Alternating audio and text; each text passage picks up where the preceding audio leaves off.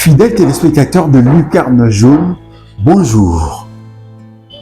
Cette clôture de l'année 2024 reste historique aux affaires foncières de la République démocratique du Congo.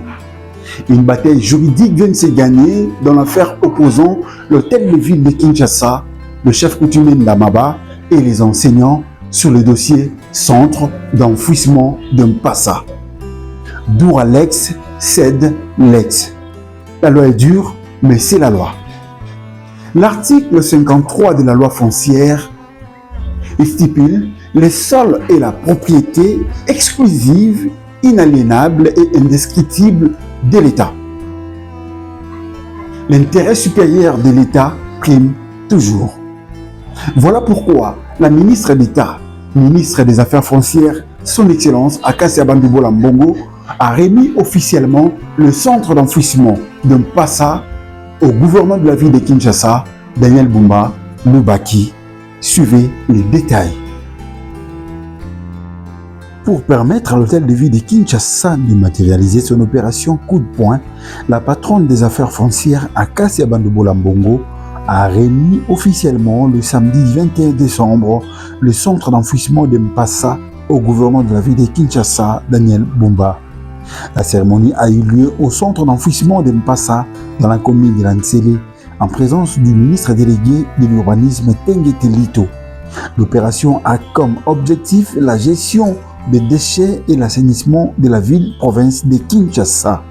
Après avoir visité le site, la ministre d'État, ministre des Affaires foncières Akacia Bandoubola Mbongo, a remis le titre de ce site au gouvernement de la ville de Kinshasa, Daniel Bumba. Nous sommes ici pour la deuxième fois, comme vous voyez, au centre d'enfouissement de Mpassa. La première fois, nous étions venus inspecter les lieux afin que nous puissions voir dans quelle mesure nous allons restituer la ville ces fonds, puisque ça appartient à la ville de Kinshasa. Et aujourd'hui, nous sommes là, vous voyez, nous sommes accompagnés de mon collègue, le ministre délégué de la ville et le gouverneur de la ville de Kinshasa, justement pour donner de manière officielle le ministère des Affaires foncières, qui est l'archiviste de l'État en matière foncière, va donner officiellement ses fonds à la ville-province de Kinshasa. Et nous avons fait une bataille, n'est-ce pas, juridique, pour que ce fonds aujourd'hui soit restitué en fait à la ville-province de Kinshasa, parce que vous savez que la ville doit être propre, nous devons assainir la ville.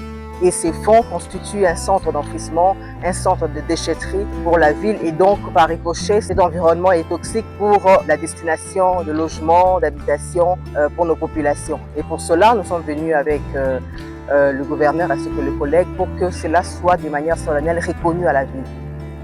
Le ministre délégué de l'urbanisme Tenguete Lito a déclaré que le gouvernement de la ville-province de Kinshasa ne doit pas penser qu'il est seul dans ces combats. Avec cette prérogative en matière d'assainissement et aussi en matière de voirie, c'est une compétence exclusive de la ville. Donc il était important qu'il puisse justement bénéficier en fait de son espace, de son fonds.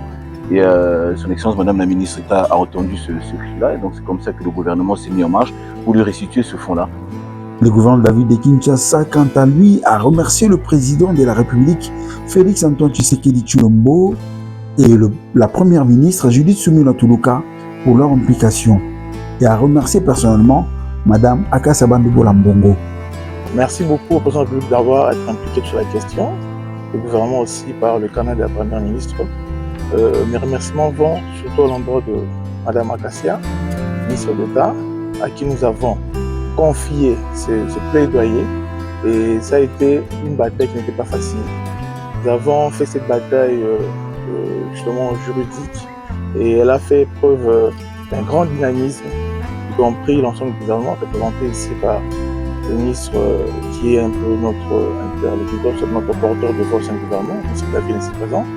Nous avons pu récupérer ce site et la ministre d'État nous remet l'arrêté pour justement que nous puissions aller un peu à optimiser notre politique d'assainissement. On ne peut pas faire l'assainissement si on ne sait pas là où jeter les immondices. Aujourd'hui, il fallait d'abord, en premier lieu, récupérer ces sites. Merci au gouvernement, merci au chef de l'État, comme je disais tantôt. Merci particulièrement à la MINETA, parce qu'enfin, Kinshasa a un endroit où nous pouvons jeter les immondices. Invité par le gouvernement de la ville de Kinshasa, l'artiste musicien Werason Yamamakanda a appelé les Kinois à soutenir cette initiative d'assainir la capitale congolaise et a également remercié la ministre d'État. La Kinshasa conscience c'est ça là, on tous en a besoin, beaucoup en a besoin et qui ne le besoin, surtout pour l'assainissement. Si bino moko de l'autre tous en a besoin qu'il faut échanger, il faut beaucoup deux ans. Alors ce monde tu es en centre pour comprendre pourquoi tu es en place Oyo. Ils apprennent à Colombo, on a beaucoup sauté. Nous sommes dans la ville à Kinshasa pour un merci beaucoup son excellence. Maman Kassia a sali makasi pour nous récupérer le centre soucier ça qui est dans Kassia ngo nasi ba comment on a changé de contact. Retenons que la ministre d'État, ministre des Affaires foncières à Kassia Bandou Bolambongo persiste et signe l'intérêt de 20 millions de Kinois doit être privilégié et il faut une décharge finale. Elle a lancé un message fort contre les spoliateurs. Lançant ce message à tous les spoliateurs qui ont l'habitude d'aliéner le patrimoine foncier et immobilier de l'État de cesser. Vous savez qu'en RDC, les sols est une propriété exclusive, inaliénable et imprescriptible de l'État. Et c'est l'État qui en dispose, et c'est l'État qui attribue, et c'est l'État qui affecte. Ces fonds ont été affectés à la ville de Kinshasa pour que l'assainissement de la ville soit aujourd'hui palpable. Et nous sommes en train de suivre cela, que ce soit le chef de regroupement, le chef coutumier, ont maintenant l'obligation de s'aligner derrière la vision du gouvernement, de protéger les fonds de l'État, de protéger les patrimoines, que ce soit immobilier et foncier de l'État.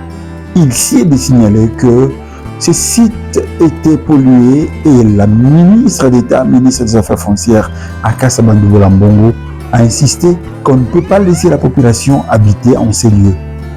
Et elle a laissé exploiter cette dernière. La promesse de son excellence Akassa Bandou Bolambongo de doter les circonscriptions foncières des bâtiments dignes vient de s'accomplir. Bandalungwa a eu la grâce d'être premier sur la liste. C'était le 19 décembre dernier que la Dame de Fer avait inauguré les nouveaux bâtiments modernes de la circonscription foncière de Bandalungwa. Suivez les détails. 24 ans après avoir partagé le même locaux avec la circonscription foncière de Kassavubu, la circonscription foncière de Bandalungwa vient d'être dotée d'un bâtiment administratif moderne. C'est au cours d'une cérémonie de coupure du ruban symbolique que la ministre d'État, ministre des Affaires foncières, Akassa Bandou Bolambongo, a inauguré ces bâtiments administratifs modernes le jeudi 19 décembre.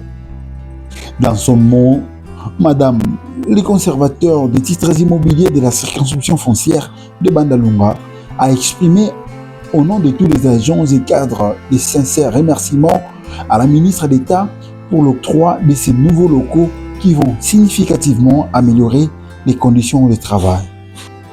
À cette occasion particulière, permettez-moi, au nom de tous les agents et cadres de l'administration foncière de Bandalungwa et à mon nom personnel, de vous exprimer nos sincères remerciements pour l'octroi de ces nouveaux locaux et qui vont significativement améliorer nos conditions de travail. De son côté, le secrétaire général aux affaires foncières, Gérard Mugangou, a remercié la ministre d'État, ministre des Affaires foncières, Akassa Bandou Bolambongo, pour sa bravoure et son implication personnelle qu'elle ne cesse de monter à ses jours. Madame la ministre d'État, Excellence, vous êtes une personne considérée comme pionnière de la volonté du chef de l'État, son Excellence Félix Antoine Tshisekedi Tshilombo, pour ne pas le citer, et que vous voulez imprimer à notre administration à travers tout ce que vous entreprenez dès le début de votre mandat. C'est dans ce même élan que je voudrais joindre ma parole à celle de toute la communauté des affaires foncières. Vous dire merci et sincèrement merci pour cette détermination d'améliorer la gouvernance foncière administrative orientée vers la gestion axée sur les résultats.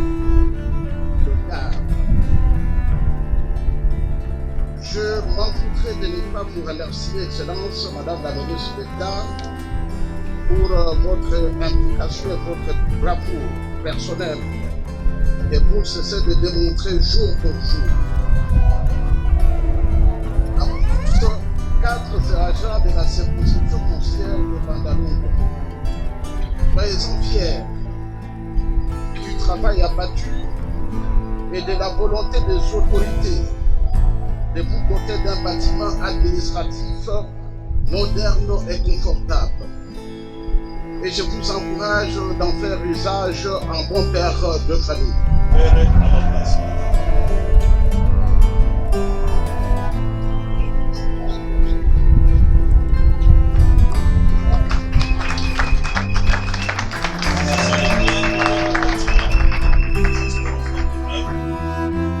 S'en est suivi le moment tant entendu, celui de la coupure du roman symbolique par la patronne des affaires foncières Akasia Bandubola Mbongo. Selon elle, pour que le résultat soit très bon, il faut que les agents travaillent dans de très bonnes conditions.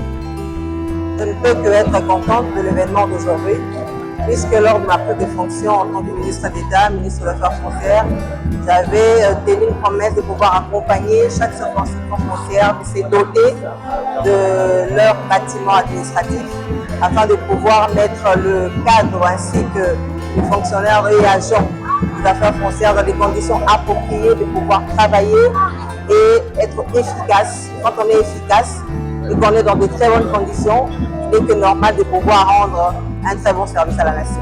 Voilà pourquoi nous sommes venus aujourd'hui inaugurer ce beau bâtiment qui servira dorénavant de la circonscription foncière du Bandalungwa. Et je demanderai à ceux qui ont la gestion de cette circonscription de pouvoir gérer en bon père de famille ces beaux bâtiments que l'État congolais leur a donné dans un cadre approprié pour travailler. Nous allons accompagner toutes les circonscriptions foncières dans la mesure du possible de pouvoir se doter, n'est-ce pas, de bâtiments appropriés, d'un cadre de travail adéquat afin de pouvoir travailler dans des conditions humaines, dans des conditions acceptables pour rendre un meilleur service à la nation. Donc nous sommes dans ce processus-là, ça ce n'est qu'un début. Et nous espérons que la suite sera beaucoup plus meilleure.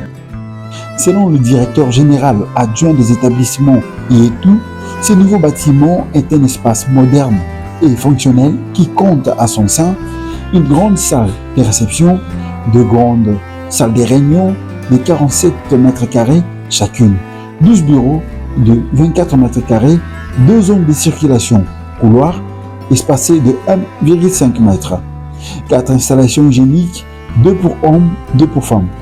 La hauteur sous plafond supérieure à 3 mètres pour permettre une ventilation naturelle sans climatisation. Ce bâtiment de 3+1 est construit sur une superficie de 380 m² au sol. Un parking d'une capacité d'accueil de plus de 10 véhicules. Selon la vision du président de la République Félix Antoine Tshisekedi Tshilombo et sous l'impulsion de la première ministre Judith Suminwa Tuluka, la ministre d'État, ministre des Affaires foncières Akasia Bandubola Mbongo est déterminée à saisir les affaires foncières, à redorer son image, à maximiser les recettes et à réduire les conflits fonciers. Je souhaite personnellement à la Dame de Fer, son Excellence Akasia Bandubola Mbongo, meilleurs vœux pour une année 2025 remplie de succès et de nouvelles opportunités. Et cette année vous procure de projets passionnants et fructueux. Meilleurs vœux à Madame Laetitia Kaindo, la caméra woman de Lucarne Jaune. Et enfin, meilleurs vœux à vous tous qui nous suivez de partout à travers le monde. Nous sommes là pour vous. Et cette émission touche à sa fin. Au revoir. Que Dieu vous bénisse.